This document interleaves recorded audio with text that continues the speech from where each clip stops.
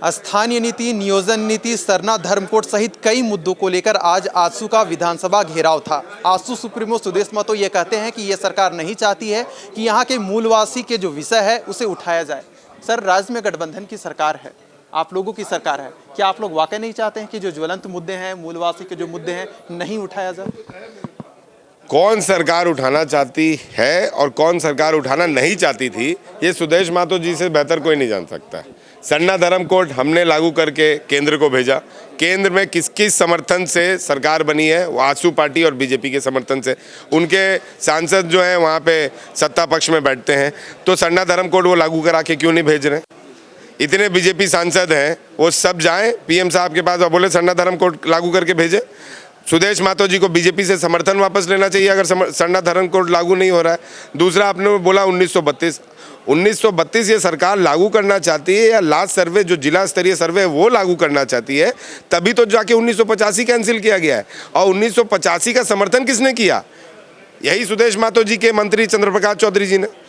इन्होंने 1985 का समर्थन किया। ये मंत्री रहते हुए इन्होंने कैबिनेट के गैजेट पे साइन किया। तो ये पब्लिक को बेवकूफ़ बना रहे हैं बस आजसू पार्टी वाले लोग। और मैं समझता हूं कि और कोई मुद्दा नहीं है इनके पास। ये देख रहे हैं कि हमारी राजनीति ज़मीन जो है वो खिसकने वाली है। ये सत्ता में लोभ के कारण बीजेपी के साथ चले तो गए। उस समय सुदेश महतो जी हारे हुए थे, उनको घर चाहिए था, वो विधायक के घर में रहे, विधायक आवास में रहे जो मंत्री आवास कैटेगरी का घर था। जेड श्रेणी सिक्योरिटी उनको मुहैया कराई गई बीजेपी सरकार के द्वारा। तो उस समय उन्होंने 1985 लागू किया क्योंकि उनको वो सब चीज़ चाहिए था। आज जब वो देख रहे हैं कि हमारे यहाँ सत्ता जाने का बात आ गया, तो आप फिर वो मुद्दा को आप बोल रहे हैं कि भैया हम इसके पक्षधर हैं, हम इसके पक्ष पर। ये पक्षधर तो हेमंत सोरेन की सरकार है, इसीलिए तो 1985 कैंसिल किया है।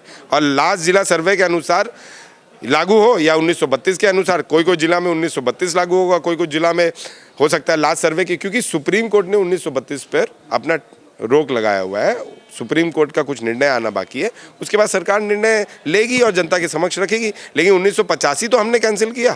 तो ये सुदेश महतो जी बस अपना राजनीति चमकाने के लिए ये सब कर रहे हैं और कुछ भी नहीं। सर, धनबाद और बोकारो के क्षेत्रीय भाषा की सूची से भोजपुरी और मगही को हटाया जाता है, उर्दू को जोड़ा जाता है। आरोप लगता है आप पर कि आप लोग तुष्टीकरण की राजनीति करते हैं, क्या कहेंगे? धनबाद और बोकारो जिला में पहले भी मगही और भोजपुरी जिला स्तरीय भाषा नहीं था, उर्दू था। आप पता कर लीजिए। सरकार के पदाधिकारियों के द्वारा या सरकार के द्वारा कुछ गलतियां हुई, उर्दू को हटाया गया, मगही भोजपुरी को जोड़ा गया। जब उसका मुख्यमंत्री जी ने संज्ञान लिया तो जो पहले से पूर्व नियम चले आ रहा था उसको उन्होंने लागू किया, और तो कुछ है नहीं विवाद। रह गई बात जो मुख्यमंत्री जी को बदनाम करने के लिए लोग बोल रहे थे कि हिंदी नहीं है, अंग्रेजी नहीं है। आज मुख्यमंत्री जी ने अपने मुख्यमंत्री प्रश्नकाल में इस बात की पुष्टि की कि भैया राज्य भाषा में हिंदी भी है और इंग्लिश भी है।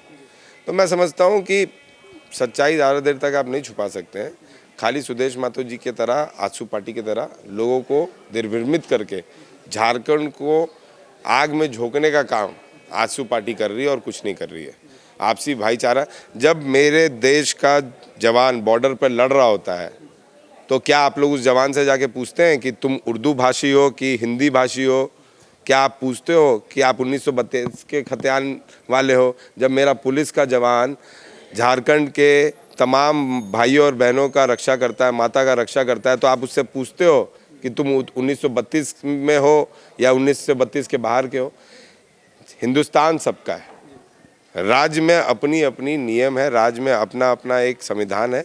राज्य की सरकार बनती है लोगों के महत्वाकांक्षा को पूरा करने के लिए, लोगों के उम्मीदों पर खड़ा उतरने के लिए। निश्चित तौर पर यहाँ के आदिवासी मूलवासी को सम्मान मिलना चाहिए। तो मेरा कहना है कि अगर 1932 लागू करने में दिक्कत आ रहा है तो लास्ट जिला सर्वे जो है जहाँ जहाँ है परिमंडल वाइज उसको लागू कर दिया जाए।